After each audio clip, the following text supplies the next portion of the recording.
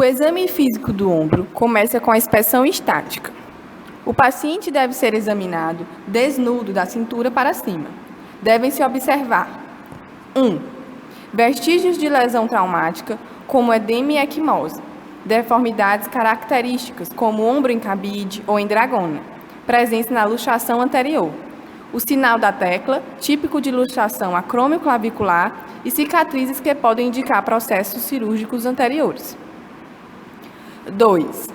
Deformidades da coluna cervical e torácica, com repercussão no formato, posição, simetria e mobilidade da escápula. Alterações de postura, como cifose, são também identificadas. 3.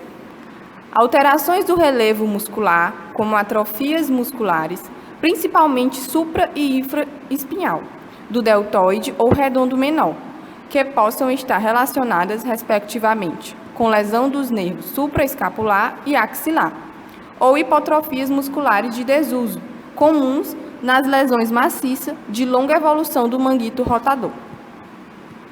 4. Escápula alada, que aparece em lesões primárias do músculo serrátil anterior, devido a lesões traumáticas ou inflamatórias do nervo torácico longo. 5. Miopatias com comprometimento de toda a cintura escapular, como na distrofia fácil escápulo-humeral. 6. Posição anormal do membro superior livre em relação à escápula, como na paralisia obstétrica, em que há rotação interna e adução do braço. 7. Deformidade do ventre muscular do bíceps, o conhecido sinal de Popeye, sugestivo de ruptura da sua cabeça longa. A mobilidade do ombro é avaliada de modo global devido à impossibilidade de se isolar os movimentos de cada articulação do cíngulo escapular. Os movimentos são designados tendo como base eixos e planos imaginários que dividem o corpo, sendo eles plano coronal, plano sagital e plano transversal. Existem alguns fatores que podem influenciar na medição do arco de movimento do ombro, como o tipo de dispositivo de medição, experiência do profissional, sexo, movimentos ativos ou passivos, idade, lado dominante, prática de atividade física e horário a ser examinado. Esses movimentos podem ser avaliados a partir da posição anatômica, com os braços ao lado do tórax. A abdução, feita em plano coronal, que é determinado pelo eixo biacromial, que divide o corpo em sentido frontal em uma metade ventral e outra dorsal, e vai de 0 a 90 graus. Elevação, feita no plano da escápula, que está angulada anteriormente 45 graus em relação ao plano coronal, e vai de 0 a 180 graus. A adução, oposta à abdução, em direção à linha mediana do corpo, é realizada com o braço em flexão de 30 graus, para que ele possa passar anteriormente ao tórax e vai de 0 a 75 graus. Flexão, realizada anteriormente ao plano coronal, paralela ao plano sagital, e vai de 0 a 180 graus. Extensão, feita no plano sagital, posteriormente ao plano coronal, e vai de 0 a 60 graus. Rotação externa, com o cotovelo em 90 graus de flexão, e vai até 0 a 75 ou 90 graus, dependendo da elasticidade cápsula ligamentar do paciente. Rotação interna, avaliada pela capacidade de apor o dorso das mãos às costas, cuja amplitude é classificada desde a possibilidade de somente conseguir apontar com o polegar o grande trocânter ipsilateral ou progressivamente a nádega ipsilateral, a região sacral e os vários níveis da coluna dorso-lombar. Rotação interna com o cotovelo em 90 graus de flexão, rodando o antebraço para baixo a partir do plano transversal, vai de 0 a 90 graus. Rotação externa com o cotovelo em 90 graus de flexão, rodando o antebraço para cima, vai de 0 a 90 graus. Em todos os movimentos, o lado afetado deve ser comparado com o lado oposto, pois, sendo a flexibilidade cápsulo-ligamentar normal variável de pessoa para pessoa, as amplitudes de movimento máxima normais terão valores angulares também variáveis. A comparação entre as amplitudes de movimento ativo e passivo pode diferenciar uma deficiência por fraqueza muscular de um bloqueio mecânico. A limitação da mobilidade de origem dolorosa pode ser eliminada pela aplicação de anestesia local, permitindo movimentos antes comprometidos. O ritmo escapulohumeral mostra a proporção dos movimentos combinados da articulação glenohumeral, que é de 2 da articulação glenohumeral para 1 da articulação escapulotorácica. O exame é comparativo, feito pelas costas, com o paciente elevando ativamente o braço. A alteração do ritmo escapulohumeral mostra, pelo movimento do húmero em relação à escápula e desta em relação ao tórax, a localização do processo patológico, se na articulação glenohumeral, se na escapulotorácica ou se em ambas. Deficiências motoras provocadas por lesões nervosas centrais ou periféricas, ou ainda por lesões musculares primárias, como a distrofia fácil escapulohumeral, também provocam alterações do ritmo escapulotorácico. As provas funcionais complementam o exame dinâmico do ombro, verificando a capacidade do paciente de posicionar a mão em relação ao próprio corpo. E são: mão nádega oposta, apondo a mão à nádega contralateral. Mão costas, apondo o dorso da mão às costas, procurando tocar com a ponta do polegar o ângulo inferior da escápula oposta. Mão ombro oposto, apondo a palma da mão à região deltoide do lado oposto. Mão nuca, apondo a palma da mão à nuca.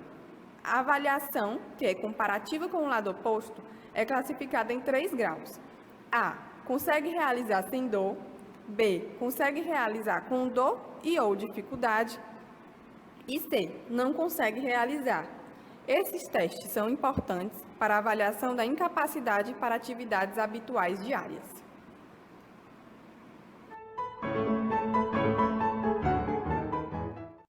A palpação deve ser metódica e cuidadosa do relevo osteoarticular, dos ventrimusculares e dos tendões e suas inserções, e muitas vezes feita apenas com a ponta de um só dedo para que se possam identificar estruturas que estão muito próximas.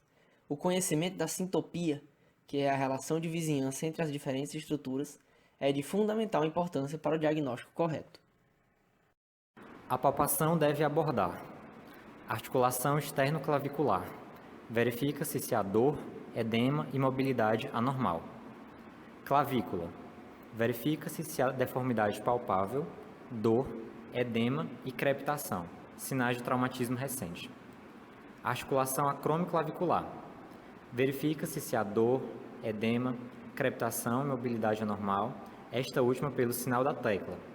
O exame é sempre feito de forma comparativa com o lado oposto e a palpação deve ser leve a ponto de não provocar dor espontânea.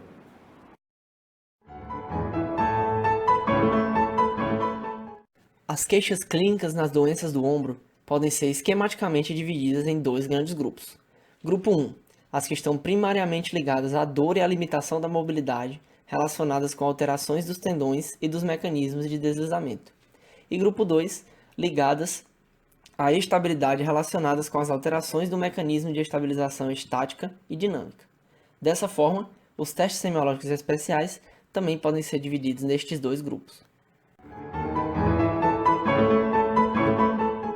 Teste do impacto de Nier. O membro superior, em extensão e rotação neutra, é elevado passiva e rapidamente no plano da escápula pelo examinador. Nessa situação, o tubérculo maior do húmero projeta-se contra a face antero-inferior do acrômio e reproduz o impacto, com a dor característica provocada pela compressão da bursa e do tendão supraespinhal. Teste do impacto de Hawkins-Kennedy. O membro superior é colocado em 90 graus de elevação, em rotação neutra e com o cotovelo fletido em 90 graus, e passivamente rodado rapidamente para dentro pelo examinador.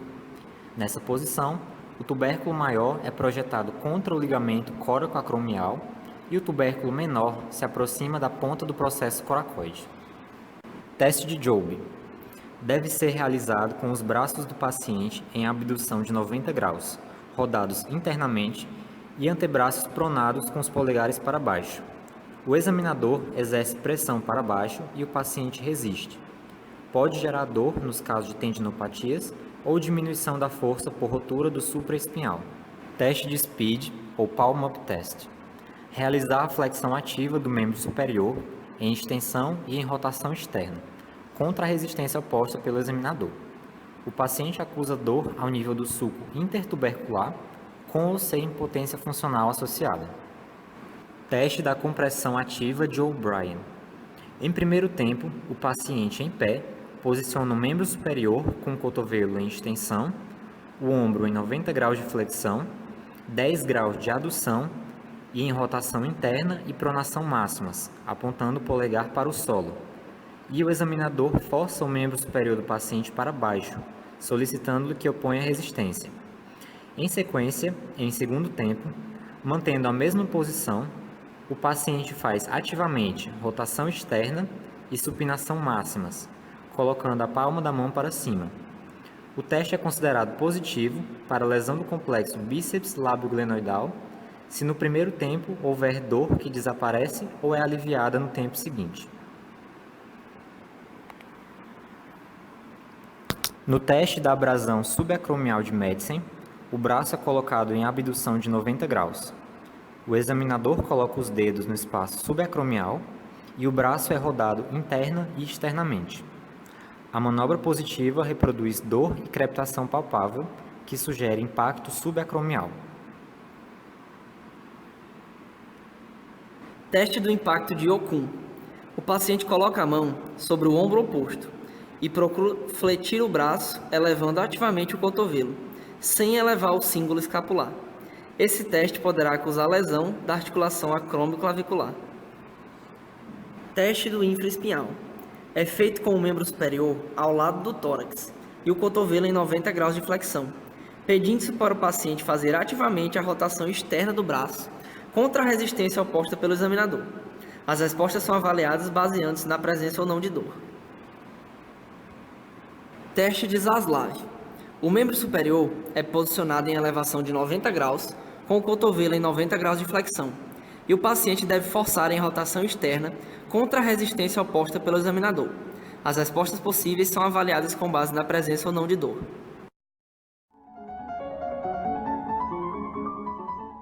Teste da instabilidade anterior ou da apreensão. O examinador, colocando-se atrás do paciente, executa com uma mão a abdução, rotação externa e extensão passivas forçadas do braço do paciente, ao mesmo tempo que pressiona com o polegar da outra mão a face posterior da cabeça do húmero, tentando deslocá-la. Quando há instabilidade anterior, a sensação de luxação iminente provoca temor e apreensão do paciente. Teste de Fukuda. O examinador faz a adução, flexão e rotação interna passivas do braço do paciente, procurando deslocar posteriormente a cabeça do húmero. Quando há instabilidade posterior, a cabeça do húmero resvala na borda posterior da glenoide e luxa. Teste da gaveta anterior e posterior. Colocando-se por trás do paciente que está com o braço ao lado do corpo, o examinador fixa, com uma das mãos espalmada sobre o ombro, a escápula do paciente e com a outra segura firmemente a cabeça do húmero, que procura deslocar em sentido anterior e posterior. A presença de queixa clínica específica de dor associada a deslocamentos indica instabilidade ou frouxidão cápsulo-ligamentar. Teste do sulco. O braço do paciente, que está posicionado ao lado do corpo, é puxado pelo examinador em sentido caudal. O aparecimento de um sulco de 1 centímetro ou mais entre o acrômio e a cabeça do húmero indica frouxidão cápsulo-ligamentar. Teste da recolocação. O paciente é posicionado em decúbito dorsal, com o cotovelo fletido em 90 graus, e tem seu braço abduzido em 90 graus e colocado em rotação externa máxima por uma das mãos do examinador, que com a outra segura a cabeça do húmero e traciona para cima, procurando subluxá-lo. Essa manobra geralmente provoca dor nos pacientes com subluxação anterior. A seguir, o paciente na mesma posição, o examinador empurra a cabeça do húmero para baixo, procurando reduzi-la. Nessas condições, a dor pode continuar naqueles que têm síndrome do impacto secundária à instabilidade. Release test. Paciente em decúbito dorsal realizando abdução e rotação externa no braço, até que ocorra apreensão ou dor. Após, faz estabilização anterior, apoiando a cabeça do húmero, realizando força posterior. E o paciente relatará melhora, conseguindo o examinador aumentar a rotação externa. Teste da surpresa. São realizadas abdução e rotação externa máxima do braço, estabilizando a região anterior do ombro, e após é retirada a mão da região anterior do ombro. É positivo quando o paciente sente apreensão ou dor. Jerk test. Com o paciente sentado e o membro superior em flexão de 90 graus de rotação interna, realiza-se uma força axial sobre o húmero, na direção proximal, movendo o membro superior horizontalmente. O teste é positivo para instabilidade posterior, quando ocorre deslocamento ou subluxação posterior da cabeça do húmero.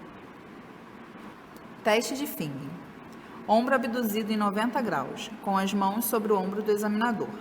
Realiza-se força sobre a cabeça do húmero na direção inferior e anterior.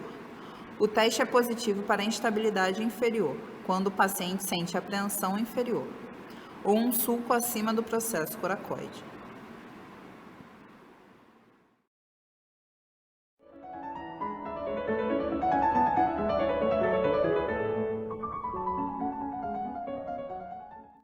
O exame físico do cotovelo inicia-se com a inspeção. A inspeção deverá ser realizada com atenção às regiões lateral, anterior, posterior e medial.